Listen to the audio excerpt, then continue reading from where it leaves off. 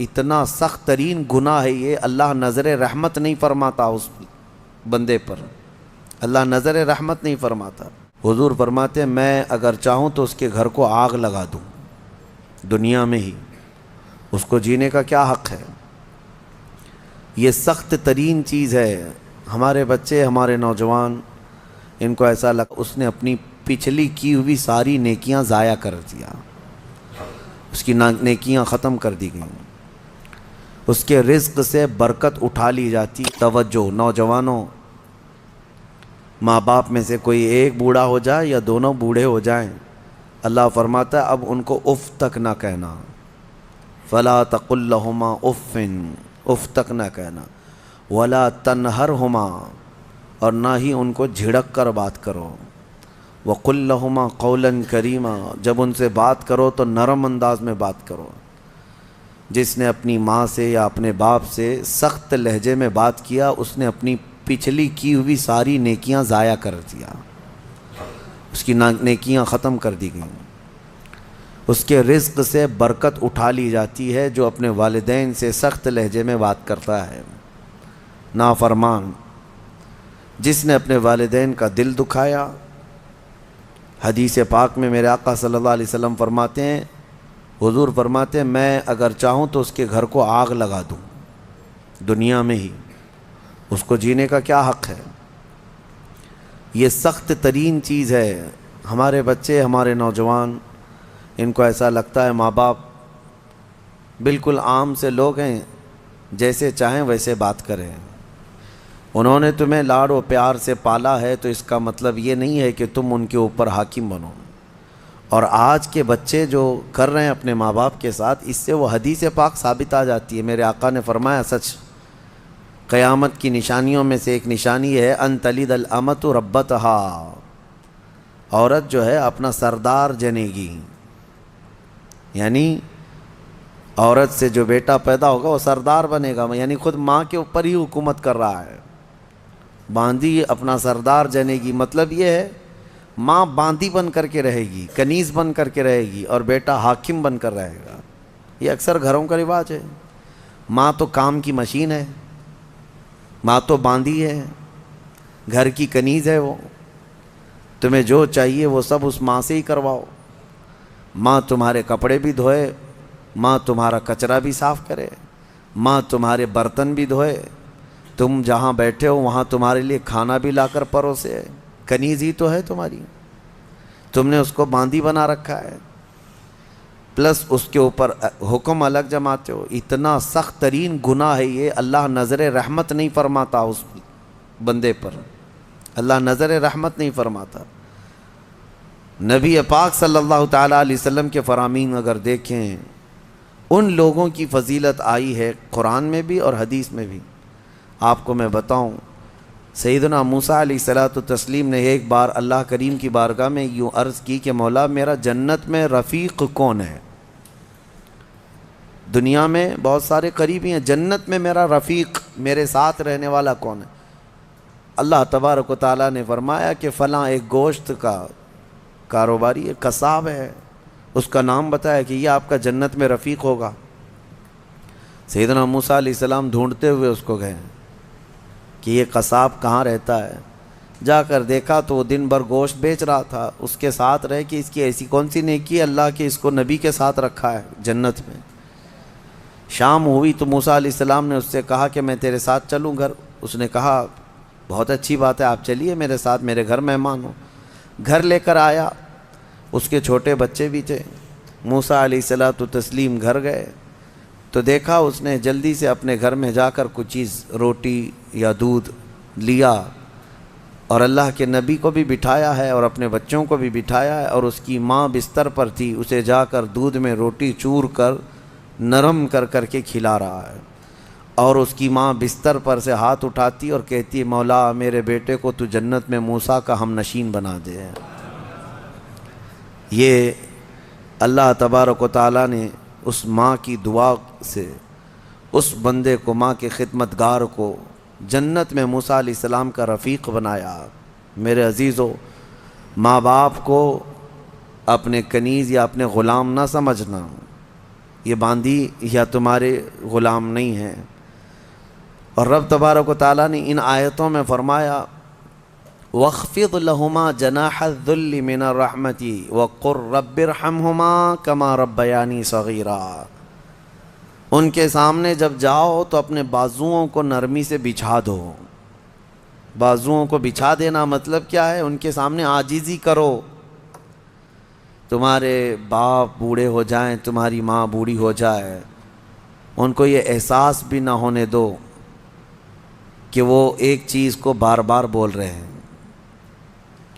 یہ آداب میں لکھا بھی ہے مفسرین نے کہ بڑھاپے میں اگر وہ تم سے دوسری بار سوال کریں ایک ہی چیز کو تو یوں نہ کہنا کہ ابا ابھی تو پوچھے تھے پھر پوچھ رہے ہو آپ، بلکہ ہر بار نئے انداز میں ان کو جواب دو تاکہ اسے احساس بھی نہ ہو کہ وہ بھول رہا ہے۔ یہ حقیقت میں فرمانبرداری ہے بچوں کی، ورنہ دنیا پرست آج ایسے ہو گئے ہیں کہ نعوذ باللہ من ذالک، ماں باپ کو وہ دیکھنا بھی پسند نہیں کرتے، بات کرنا بھی پسند نہیں کرتے۔ کتنے بوڑھے ایسے ہیں، کتنے بوڑھے ایسے ہیں۔ پھر بھی غنیمت ہے ہمارے ملک میں، یورپین کنٹریز، امریکہ میں ایسے حالات ہیں کہ بوڑھے اپنے گھروں میں رہتے رہتے مر جاتے ہیں۔ ہاسپٹل کو پڑوسی لوگ اطلاع کرتے ہیں کہ اس گھر میں جو بوڑھا تھا انتقال کر گیا، آ جاؤ اس باڈی لے جاؤ۔ بیٹے نہیں ہوتے ساتھ میں، کوئی نہیں ہوتا۔ اور آپ پوچھ لینا، مجھے وہاں کے رہنے والوں نے بتایا ہے کہ ایک بوڑھا یا ایک بوڑھی عورت کو کبھی کوئی پوتا ملنے آئے تو اس دن اس کی عید کا دن ہوتا ہے۔ وہاں پر بہت اس کو اہمیت دی جاتی ہے کہ کسی کا پوتا یا کسی کا نواسا ناتی ملنے کے لیے آ گیا بوڑھے کو تو کہا گیا کہ اس کا گھر جو ہے عید کی طرح ہو جاتا ہے، اتنی خوشیاں ہوتی ہیں۔ اس طرح سے اولاد کو دور کرنے کا نظام بنا کر وہ دنیا میں امن کی بھی بات کرتے ہیں۔ بہرحال یہ قیامت کی نشانیاں ہیں۔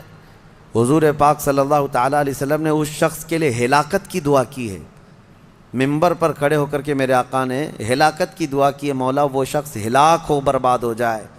حضرت جبرائیل امین نے دعا کی اور حضور نے آمین کہا۔ وہ شخص ہلاک و برباد ہو جائے جو اپنے ماں باپ کو پایا لیکن ان کی خدمت نہیں کر سکا، ان کی خدمت نہیں کر سکا اور ان کو راضی کر کے جنت نہیں حاصل کر سکا، ایسا شخص ہلاک و برباد ہو جائے۔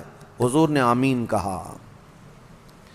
اس بات کو سمجھو، کتنی مائیں ہیں جو ہمارے پاس اپنے بچوں کے متعلق کہتی ہیں، کتنے باپ ایسے ہیں جو اپنے بچوں کے متعلق ہمارے پاس کہتے ہیں، اور کتنے تو ایسے ہیں جو یہ کہتے ہیں کاش میری اولاد نہ ہی ہوتی تو میں سکون سے ہوتا۔ تو تم ایسے تو نہ بن جاؤ کہ تمہارے والدین تمہارے پیدا ہونے پر بھی افسوس کرنے لگ جائیں۔ وہ زیادہ دن تک تمہارے ساتھ رہنے والے نہیں ہیں، کیا خبر۔ اس لیے کوشش یہ کرو کہ ان کا احترام کریں، جتنے دن ہیں ان کو سکون کی سانس لینے دو، اور ہو سکے تو اپنے ہاتھ سے ان کی خدمت کرو، اپنے ہاتھوں سے ان کی خدمت کرو، کیونکہ ان کی خدمت کا بدلہ تم دے ہی نہیں سکتے۔ جب تم ماں کے پیٹ میں 9 مہینے تھے، ایک جھٹکا جو تم نے لگایا، تم 7 بار اپنی ماں کو حج کرا کر کے بھی اس جھٹکے کا اجر نہیں دے سکتے، اس کا بدلہ نہیں چکا سکتے۔ تم اپنی ماں کو کندھے پر بٹھا کر حج بھی کرا لو 7 مرتبہ، تب بھی تم اس کا وہ حق نہیں ادا کر سکتے۔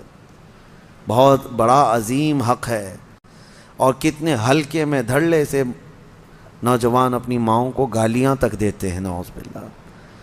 اور فرمایا گیا کہ جب ماں باپ، ایک نشانی میں آپ کو بتا دوں آپ کی زندگی کی، سب کو بتا دیتا ہوں، اپنی اپنی زندگی میں اس کو جانچ لینا۔ ابھی کل ہی کی بات ہے، میرے سامنے ایک بات آئی تھی، تجربے کی ہے اس لیے میں آپ کے سامنے کہہ رہا ہوں۔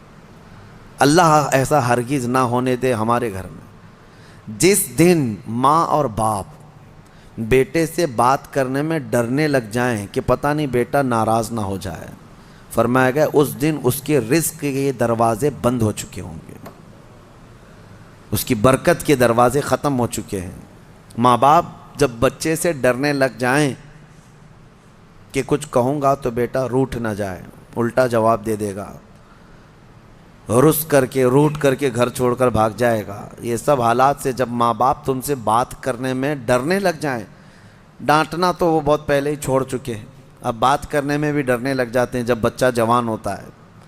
اصل خدمت اور اصل فرمان برداری یہی ہے کہ تم جوان اور طاقتور ہو اور وہ بوڑھے ہو چکے ہیں، اور جب ماں باپ جوان رہتے ہیں اور بچہ چھوٹا ہوتا ہے سب ادب کرتے ہیں، کیونکہ اس وقت ماں باپ طاقتور ہیں، کما بھی رہے ہیں، اور بچے کے اندر طاقت نہیں، وہ عزت ہی کرتا ہے، احترام کرتا ہے۔ اصل عزت اور احترام اس وقت ہے جب تم کما رہے ہو، طاقتور ہو گئے ہو اور ماں باپ بوڑھے ہو چکے ہیں۔ اب دیکھا جائے گا تمہارا امتحان کہ تم اپنے ماں باپ کے ساتھ اب کس طرح سلوک کرتے ہو۔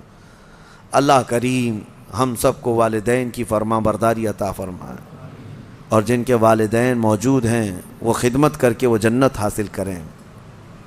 قرآن پاک کی ایک آیت اللہ تعالیٰ نے یہ بھی فرمایا، وَلَا تَمْشِ فِي الْأَرْضِ مَرْحًا، زمین میں اکڑ کر مت چلو، إِنَّكَ لَن تَخْرِقَ الْأَرْضَ وَلَن تَبْلُغَ الْجِبَالَ طُولًا، تمہارے اکڑ کر کے چلنے سے نہ زمین پھٹے گی نہ تم یعنی پہاڑوں کے برابر بلند ہو سکو گے۔ تم ذرا دیکھو تمہاری حیثیت کتنی ہے۔ جو لوگ اکڑ کر کے گردن اونچی کر کے چلتے ہیں ان کے لیے کہا گیا ہے کہ غرور اور گھمنڈ آدمی کو ڈبو دیتا ہے، اور یہی غرور دنیا کا سب سے پہلا گناہ ہے جو شیطان کے اندر آیا۔ اس نے آدم علیہ السلام کو سجدہ جو نہ کیا وہ اکڑ ہی تو تھی، میں کیوں جھکوں اس کے سامنے، اور یہ اکڑ اللہ کو بالکل پسند نہیں۔ حدیث پاک میں ہے قیامت کے دن جو غرور اور تکبر کرتے تھے ان کو چونٹیوں کی طرح بنایا جائے گا، اور پورے اہل محشر سے کہا جائے گا ان کو اپنے پیروں سے روندو۔ غرور اور تکبر نہ آنے کے لیے جو علاج ہے اس میں کوشش یہ کرو کہ سلام میں تم پہل کرو۔ مسلمان کو دیکھو تو پہلے سلام کرو۔ عاجزی آنے کا ایک راستہ ہے، غرور اور تکبر کو ختم کرنے کا ایک ذریعہ ہے۔ میرے آقا صلی اللہ علیہ وسلم نے فرمایا سلام کرو ہر ایک کو۔ اور دوسری بات یہ ہے کہ نبی پاک صلی اللہ تعالیٰ علیہ وسلم نے یہ فرمایا کہ جو شخص یہ خواہش کرتا ہے کہ لوگ اس کے لیے کھڑے رہیں، جو خواہش کرتا ہے تو اس کے اندر یہ تکبر ہے۔ جو شخص یہ خواہش کرتا ہے کہ لوگ اس کے عزت کے لیے کھڑے رہیں، وہ اس کے اندر غرور ہے، تکبر ہے۔ ہاں بغیر اس کی خواہش کے کوئی تعظیم کرتا ہے تو یہ اس پر قصور نہیں ہے۔ علماء کرام کا، اساتذہ کا، مشائخ کا ہم ادب کرتے ہیں، کھڑے ہوتے ہیں، لیکن ان کے حکم سے نہیں ہے، یہ ہم اپنی عاجزی کے ساتھ کھڑے ہوتے ہیں۔ یہ ادب ہر ایک کے دل میں ہے۔ ماں باپ آئے ہیں تو ہم کھڑے ہو جاتے ہیں۔ ماں باپ کے لیے کھڑا ہونا، مشائخ کے لیے کھڑا ہونا یہ ایک مستحسن کام ہے، لیکن ہر آدمی اگر کوئی یہ سوچے کہ سارے دنیا میرے لیے کھڑی ہوتی رہے تو اس کے اندر یہ تکبر ہے، اس کے اندر غرور ہے، یہ گھمنڈ ہے۔ اللہ تعالیٰ ایسی چیزوں سے محفوظ فرمائے۔ میں سورہ کہف کو عرض کرتا ہوں کیونکہ بہت فضیلت والی سورہ آج ہم نے تلاوت کی ہے، بالکل بیچوں بیچ میں یہ سورہ آئی ہے قرآن پاک کے، سورۃ الکہف۔ اس کی فضیلت یہ ہے کہ نبی پاک صلی اللہ علیہ وسلم نے فرمایا جو اس کو شب جمعہ پڑھے گا، یعنی جمعہ کے دن یا مغرب سے لے کر کے جمعرات کا دن جب ختم ہو جاتا ہے، مغرب سے ہی جمعہ کا دن شروع ہوتا ہے، دوسری مغرب آنے تک جو سورہ کہف کی تلاوت کرے گا اس کے جہاں تلاوت کر رہا ہے وہاں سے لے کر خانہ کعبہ تک اللہ ایک نور پیدا فرمائے گا۔ اور بھی بہت ساری فضیلتیں کنز العمال میں آئی ہیں، فرمایا کہ جو سورہ کہف پڑھے گا اللہ اسے 3 دن تک ہر طرح کے گناہوں سے بچا لے گا، اور پھر کنٹینیو کرتا رہے۔ اور میرے آقا صلی اللہ علیہ وسلم کی ایک حدیث یہ بھی ہے کہ جو سورہ کہف کی شروع کی 10 آیتیں ہیں، ایک پیج میں پوری 10 آیتیں ہیں، جو یاد کر لے گا دنیا کا سب سے بڑا فتنہ دجال جب آئے گا اللہ اس کو اس فتنے سے محفوظ فرمائے گا، وہ دجال کے فتنے سے محفوظ رہے گا، ورنہ دجال کا فتنہ بہت سخت ترین ہوگا۔ یہاں باباؤں کے فتنے سے لوگ نہیں بچ رہے ہیں، کوئی چمتکاری بابا آ جائے تو سب اس کے سامنے بھیڑ لگا دیتے ہیں۔ دجال تو مردے کو زندہ کر کے دکھائے گا، بارش بھی برسا کے دکھائے گا۔ ہاں دجال خالی چٹی نکال کے نہیں دکھائے گا، ہاں وہ گھاس بھی اگا کر دکھائے گا، سبزے بھی نکالے گا، بہت ساری چیزیں ایسے عجوبے کر کے دکھائے گا، لیکن بہت لوگ اس کے پیچھے اندھادھند بھاگنے لگ جائیں گے کہ ہمارا خدا اتر پڑا، خدا اتر پڑا۔ صرف ایمان والے جن کو اللہ بچانا چاہے وہ اس کے فتنے سے محفوظ رہیں گے۔ ایک تو بچ جانا الگ ہے، لیکن جو اس پر ایمان نہیں لاتا ان کو وہ سزا بھی دیتا ہے۔ دجال جو ہے دونوں ٹانگیں پکڑ کر چیر دے گا، کچھ لوگوں کو کھولتے ہوئے تیل میں بھی ڈال دے گا، اس کا رعب و دبدبہ ہوگا، اس کا غلبہ ہوگا۔ اس کے لیے مومنین کو وہ اذیتیں بھی دے گا، تکلیفیں بھی دے گا، لیکن جو جمع رہا اس کے لیے بہت بڑی جنت ہے، بہت بڑی جنت کا اللہ نے وعدہ فرمایا۔ لہٰذا اس فتنے سے حفاظت کے لیے حدیث میں ملتا ہے کہ جو سورہ کہف کی 10 آیتیں روزانہ رات کو پڑھ لیا کرے، اللہ تعالیٰ اس کو دجال کے فتنے سے محفوظ فرماتا ہے۔ اللہ کریم ہم سب کو دجال کے آنے تک دنیا میں نہ رکھے۔ اگر فتنہ اللہ تبارک و تعالیٰ کوئی آزمائش کا ارادہ فرمائے تو ہمیں بغیر آزمائے، بغیر فتنے میں مبتلا کیے دنیا سے اٹھا لے، ہمیں صحیح و سلامت اللہ موت عطا فرمائے۔ اس پورے پارے میں 3 سوالات کرنے کے لیے یہودی آئے تھے حضور صلی اللہ علیہ وسلم کے پاس۔ اب ایک بات میں بتاتا ہوں، یہ سورہ جو اتری ہے نا پوری، یہودی جو ہے ٹیسٹ لینے کے لیے آئے تھے کہ اللہ کے آخری نبی ہیں تو ہم کچھ ایسے سوالات کریں گے جن کے جواب عربوں کو تو نہیں معلوم تھے، عربوں کو نہیں معلوم، وہ صرف اہل کتاب جانتے تھے۔ وہ 3 سوالات کیا لے کر کے آئے تھے حضور صلی اللہ علیہ وسلم سے؟ انہوں نے کہا روح کس کو کہتے ہیں؟ روح جہاں معلوم ہے سب کے پاس ابھی، روح کس کو کہتے ہیں؟ دوسرا ان کا یہودیوں کا سوال تھا اصحاب کہف کون تھے اور کتنے تھے؟ یہ غار والے لوگ کون تھے اور کتنے تھے؟ یہ سوال انہوں نے لا کر کے پیش کیا۔ تیسرا سوال تھا ذوالقرنین کون ہیں؟ حضور پاک صلی اللہ علیہ وسلم نے فرمایا جاؤ میں کل اس کا جواب دوں گا۔ اب سنو، یہ کس کے لیے؟ نبی رحمت سید الانبیاء کے لیے۔ سنو توجہ سے، جو بڑے ڈھیٹ سے کہتے ہیں نا، عام لوگوں کی بات کر رہا ہوں۔ رسول رحمت صلی اللہ علیہ وسلم نے یہودیوں سے کہا کہ کل آ جانا، میں بتا دوں گا۔ تو حضور کا یہ ارادہ تھا کہ آیتیں اتریں گی، وہی آئے گی تو میں اس سے جواب دوں گا۔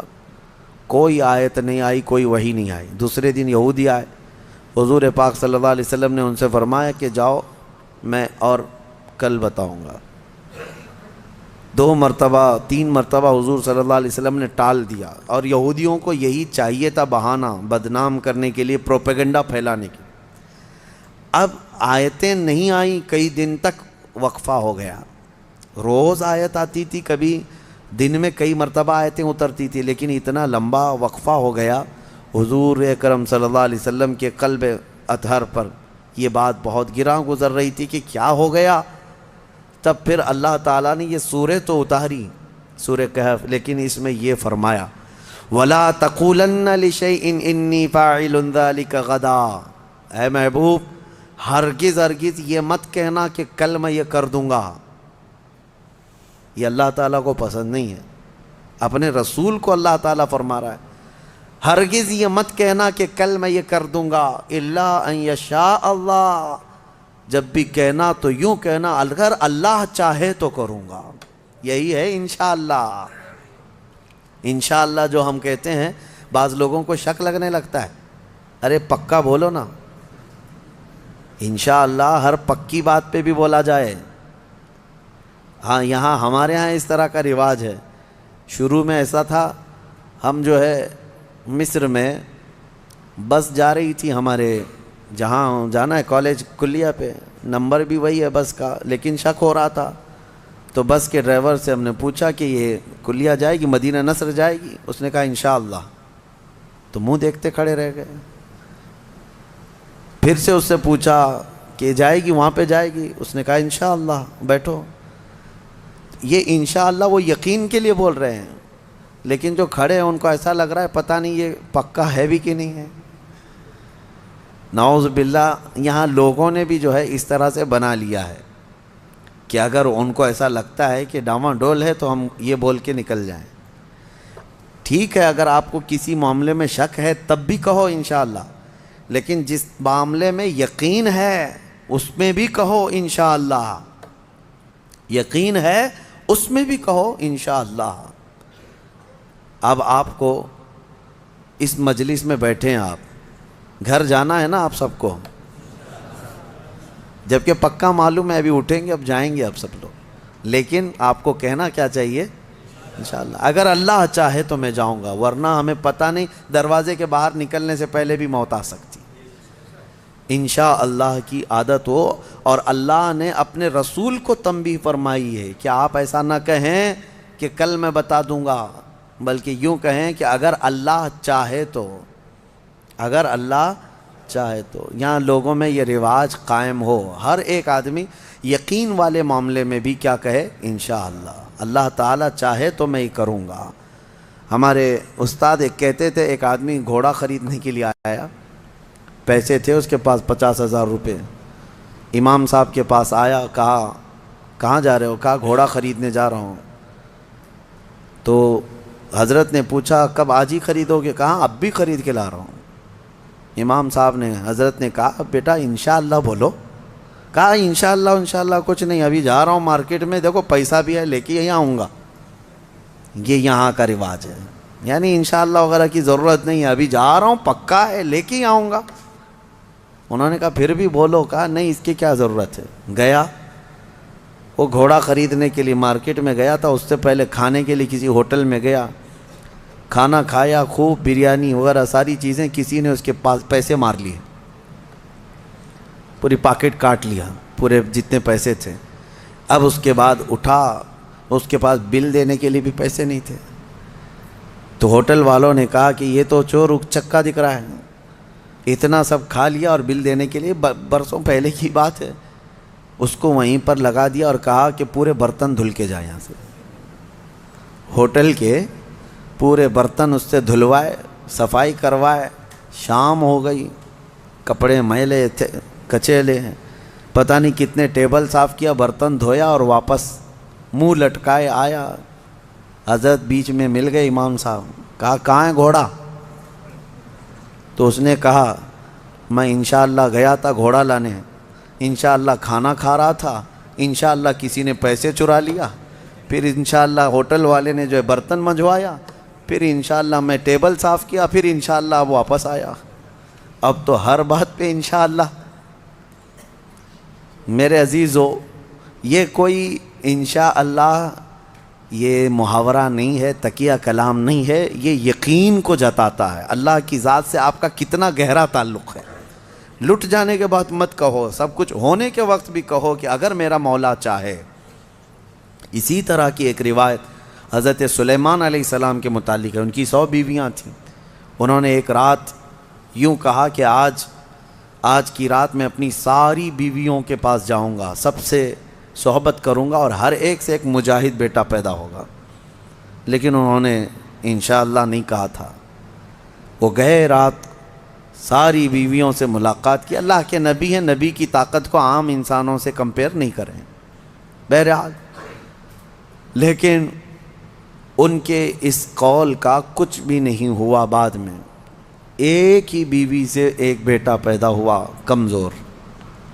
روایتوں میں یہ فرمایا گیا کہ اللہ نے فرمایا اگر انشاءاللہ وہ کہتے، اللہ اگر چاہے تو رب تعالیٰ ساری چیزیں ویسی ہی فرماتا جیسے انہوں نے کیا. بہرحال یہ تنبیہ کے لیے ہے، درس کے لیے.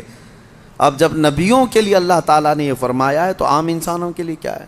خیر، آیتیں اتریں اور پھر اللہ نے بتا دیا اپنے محبوب کو روح کیا چیز ہے، اصحاب کہف کون تھے، ذوالقرنین کون ہے. یہ تینوں کے جوابات جو یہودی پوچھ کر کے پروپیگنڈا پھیلا رہے تھے کہ رسول کو نہیں پتہ ہے، اللہ نے قرآن میں یہ تینوں کے جوابات اتارے.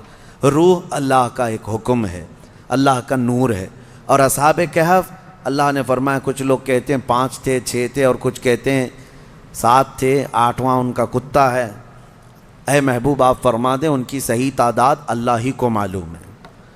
7 لوگ تھے نوجوان. اور ذوالقرنین ان کے بارے میں پھر میں بتاؤں گا. اصحاب کہف کے بارے میں مختصر سی بات بتا دیتا ہوں. ایک بادشاہ تھا دقیانوس. وہ بادشاہ مرتد اس طرح کہ وہ آخرت کا بھی انکار کر رہا تھا اور وہ اپنا ایک الگ دھرم چلا رہا تھا. عیسیٰ علیہ السلام کا دین پرانا ہو گیا، یعنی عیسیٰ علیہ السلام کے دین میں ہی یہ چیزیں ہو رہی تھی. تو وہ اس زمانے میں سب لوگ بت پرستی میں اور خدا کے انکار میں مبتلا تھے. تو 6-7 لوگ ایسے تھے جو بادشاہ کے سپاہیوں میں تھے یا وزیروں میں تھے یا الگ الگ تھے. یہ لوگ پوشیدہ طور پر اللہ ہی کی ذات پر یقین رکھتے تھے, ایمان رکھتے تھے, لیکن یہ ظاہر نہیں کر رہے تھے کہ ان کے بادشاہ مار ڈالے گا. لیکن کب تک اس طرح چھپ کر کے رہیں؟ تو یہ 7 لوگ یا 8 لوگ جتنی ان کی تعداد تھی, ایک جگہ یہ لوگ مل لیا اور کہا کہ ہم یہ شہر چھوڑ کر بادشاہ کی سلطنت سے دور چلے جاتے ہیں تاکہ ہمیں ہمارے دین پر آسانی سے عمل کا موقع ملے. وہ سب بادشاہ کو چھوڑ کر کے اچانک ایک دن رات کو طے کر کے نکلے. راستے میں ایک کتا ان کے ساتھ ہو گیا. انہوں نے کتے کو کہا کہ یہ کتا کہیں بھونکے گا تو ہم کو پکڑوا دے گا, اس کو چھوڑ دو. تو کتے نے فصیح زبان میں کہنا شروع کیا کہ میں بھونک کر پکڑوانے کے لیے نہیں بلکہ میں تمہاری حفاظت کے لیے ساتھ چل رہا ہوں. اللہ نے اسے زبان دی. یہ واقعہ موجود ہے. جب وہ لوگ نکلے بہت دور, آبادی سے بہت دور نکلے اور ایک غار میں جا کر کے انہوں نے آرام کی غرض سے پناہ لی, گئے اور سوئے. اب رب تعالیٰ فرماتے ہیں فَضَرَبْنَا عَلَىٰ آذَانِهِمْ فِي الْكَهْفِ سِنِينَ عَدَدًا, ہم نے ان پر ایک لمبے سالوں تک نیند طاری کر دی. وہ سوئے تو سوتے رہ گئے. اب ہوا یہ کہ بادشاہ کو دوسرے دن کسی نے شکایت کی کہ 7 لوگ آپ کے وزیروں میں سے, سپاہیوں میں سے ایسے ہیں جو آپ کے دین پر نہیں, وہ اللہ پر ایمان رکھتے اور وہ شہر چھوڑ کر چلے گئے. بادشاہ نے ان کی تلاش جاری کروائی, کہاں ہیں ڈھونڈو. جب تلاش جاری ہوئی تو ایک چرواہے نے بتایا کہ ایک جگہ سے میں ان کو گزرتے ہوئے دیکھا, اس غار میں گئے. بادشاہ اپنے سپاہیوں کو حکم دیا کہ جاؤ اس غار میں دیکھو. دیکھا تو کچھ لوگ سوئے ہوئے تھے. بادشاہ نے کہا ان کی سزا یہ ہے کہ ان کے غار کے منہ پر دیوار بنا دو, ان کی قبر یہی ہو جائے, یہ باہر یہاں سے نہ نکل سکیں. اس غار کے منہ کو دیوار چڑھا کر بند کر دیا گیا. یہ سزا تھی بادشاہ کی طرف سے کہ وہ میرے دین سے نکلے ہوئے لوگ ہیں. خیر سارے لوگ چلے گئے تو ایک چرواہے نے وہاں پر جو موجود تھا اس نے ان کی پوری تاریخ, ان کے نام لکھ دیے, یہ کون لوگ تھے, یہاں کیوں آئے تھے اور ان کے اوپر کیا سزا ہوئی. بات ہو گئی. یہ دقیانوس بادشاہ کا ظلم تھا, وہ لوگ چلے گئے. اب یہ لوگ سوتے رہے. قرآن میں ہے 309 سال تک سوتے رہے.